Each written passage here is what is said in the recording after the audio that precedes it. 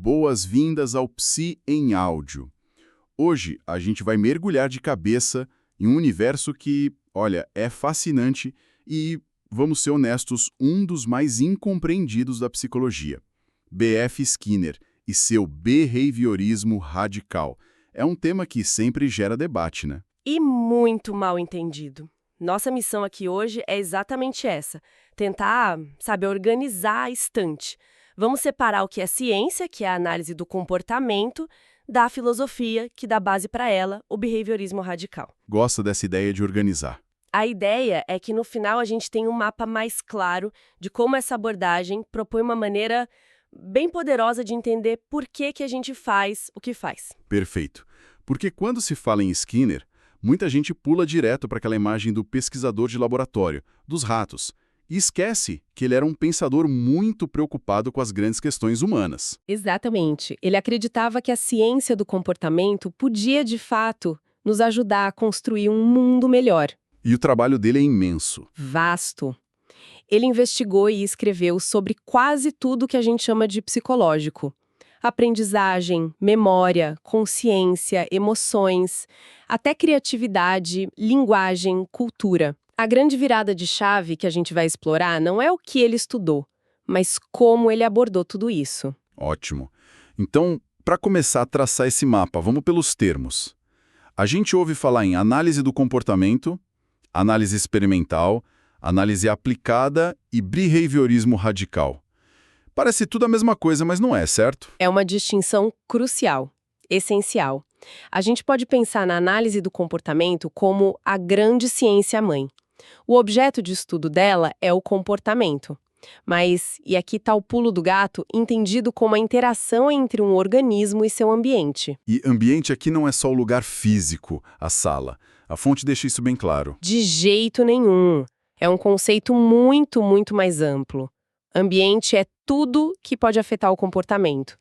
Desde estímulos públicos, que todo mundo vê, tipo uma luz acendindo, até estímulos privados. Uma dor de dente, por exemplo. Um pensamento. Só a pessoa sente, mas ainda é parte do ambiente que está afetando ela. Nossa, isso é interessante. Então, duas pessoas no mesmo lugar podem estar em ambientes totalmente diferentes? Completamente diferentes. E dentro dessa ciência, a gente tem basicamente dois braços de pesquisa. Certo. O primeiro é a análise experimental do comportamento, a AEC. É a pesquisa básica, de laboratório. É ali que os princípios fundamentais, como reforçamento, punição, essas coisas, são descobertos e estudados de forma muito controlada. Para ter precisão. Exato. E o segundo braço é a análise do comportamento aplicada, ou ABA, como é muito conhecida. A aba eu já ouvi falar bastante. Pois é, a ABA pega esses princípios da pesquisa básica e aplica de forma sistemática para melhorar comportamentos que são importantes no mundo real. Na clínica, na escola, nas empresas. Ok. Então, o mapa da ciência está claro. Análise do comportamento é o todo, com a pesquisa básica, AEC, e a pesquisa aplicada, ABA. Mas e o tal do behaviorismo radical? Esse nome soa forte, né? Onde ele entra? Essa é a pergunta-chave. O behaviorismo radical, e isso é muito importante, não é a ciência. Ele é a filosofia da ciência. A filosofia da ciência. Isso, ele não faz experimentos. Ele faz as perguntas que dão a base para a ciência existir. Perguntas do tipo: é possível ter uma ciência do comportamento? Qual a natureza do que a gente estuda? Que métodos a gente deve usar? Ele é o alicerce filosófico de todo o prédio. E por que radical? O que tem de tão radical nele? O radical vem de radix, do latim, que significa raiz. É radical no sentido de ir à raiz da questão, e principalmente por ser inclusivo. Diferente de outros behaviorismos que vieram antes e que, por método, deixavam de fora os pensamentos, os sentimentos. A tal da caixa preta.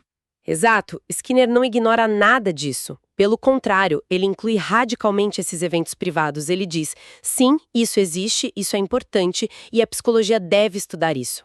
Peraí. Então aqui a gente chega no ponto nevrálgico. Aquela crítica clássica de que o behaviorista só se importa com o que é observável e ignora o que sentimos ou pensamos. Para o behaviorismo radical, isso está completamente errado. Completamente. É talvez o maior mito de todos.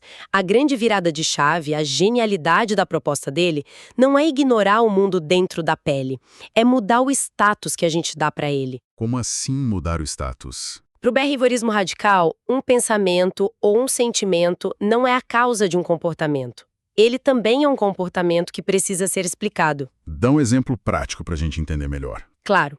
A explicação comum, do senso comum, seria: eu gritei com a pessoa porque eu estava com raiva.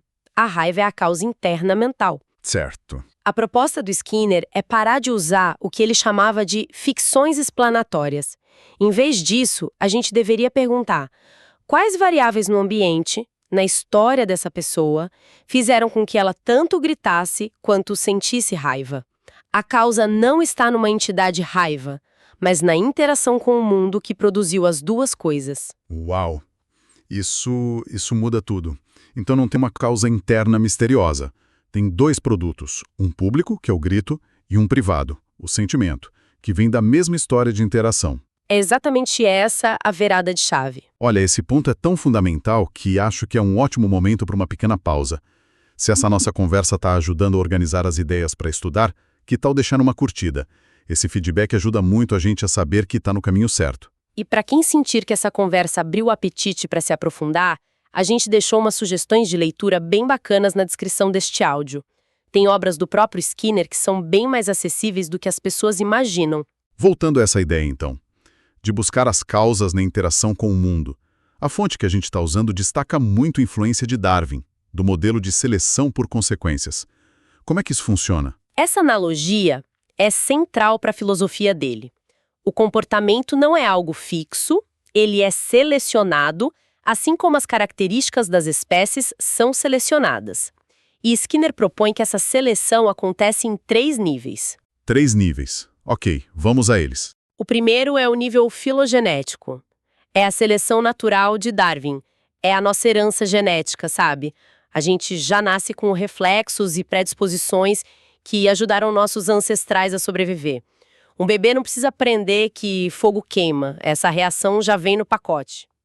Faz todo sentido. É a nossa configuração de fábrica.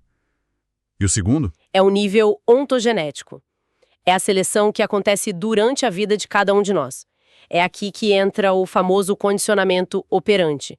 A gente age no mundo, nossos comportamentos geram consequências, e os comportamentos que geram consequências reforçadoras, eles são selecionados. Ou seja, a chance deles acontecerem de novo aumenta. Exatamente. É assim que o nosso repertório pessoal é moldado, é a nossa história de vida. E o terceiro nível, por fim? O nível cultural, aqui o que é selecionado são as práticas de um grupo, de uma cultura. Costumes, comportamentos que trazem benefícios para a sobrevivência do grupo, tipo reciclar o lixo ou práticas de cooperação, tendem a ser mantidos e passados para frente. Entendi.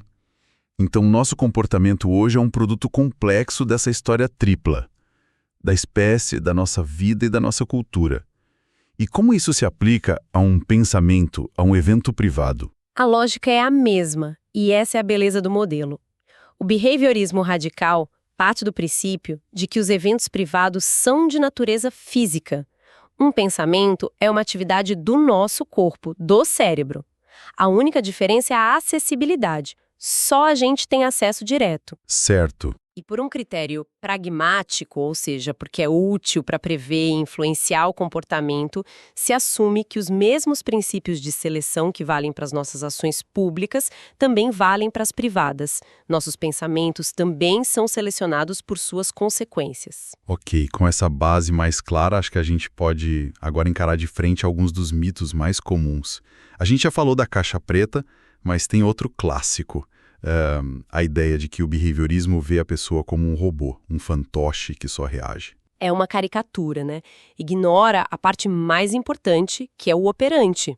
Skinner dizia: os homens agem sobre o mundo, modificam-no e, por sua vez, são modificados pelas consequências de sua ação. Agem sobre o mundo? Exato. O ser humano é ativo, ele opera, ele mexe no ambiente. Não é uma via de mão única, é uma relação dinâmica, uma dança constante.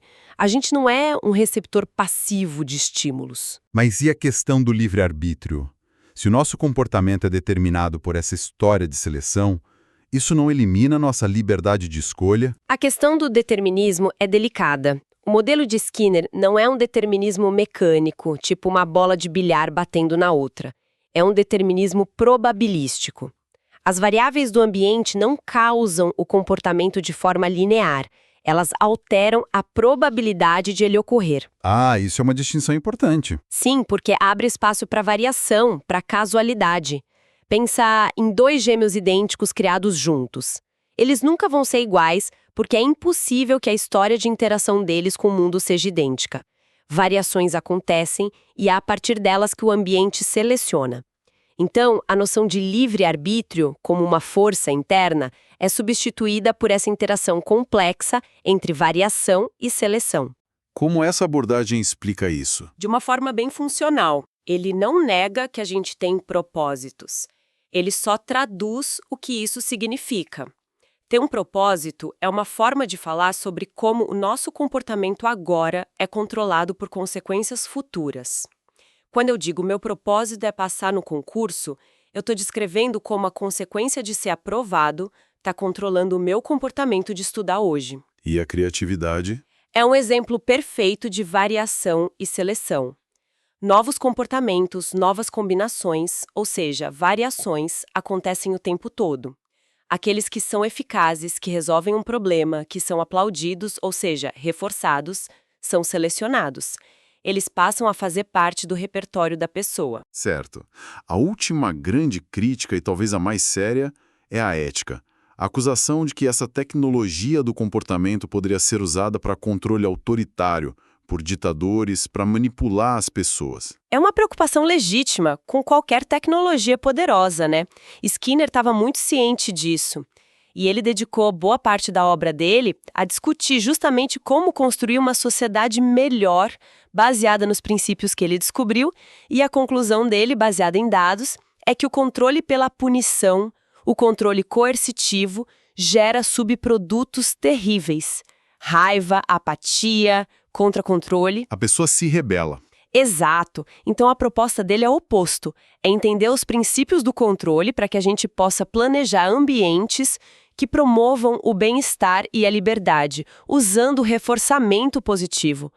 O objetivo é nos libertar de formas de controle que nos fazem mal e não criar novas. Então, se a gente fosse resumir a grande lição de hoje, qual seria? Para mim, fica a ideia de que a proposta do Skinner é um sistema completo, científico e filosófico, para entender o comportamento humano, tanto público quanto privado, como um fenômeno natural, moldado pela nossa história de interação com o mundo. Não poderia dizer melhor. É uma abordagem que convida a gente a mudar o foco. Em vez de procurar explicações dentro de uma mente misteriosa, usando conceitos que muitas vezes não explicam nada, ela nos direciona a olhar para as variáveis que a gente pode observar e modificar. No ambiente, na história da pessoa, nas práticas da cultura. Entender isso é um passo fundamental para qualquer estudante de psicologia. Fundamental. Mesmo que depois a pessoa escolha seguir outra abordagem teórica. É um dos grandes pilares do pensamento psicológico. E para a gente encerrar, vamos deixar uma pergunta no ar, uma reflexão. Se os nossos pensamentos e sentimentos são também comportamentos, modelados pelo ambiente e pela nossa história, assim como as nossas ações, como isso muda o jeito que a gente vê conceitos como autocontrole e responsabilidade pessoal? Obrigado por acompanhar mais este Psi em Áudio. Se você gostou dessa nossa análise, não se esqueça de seguir o canal para não perder os próximos conteúdos. Até a próxima!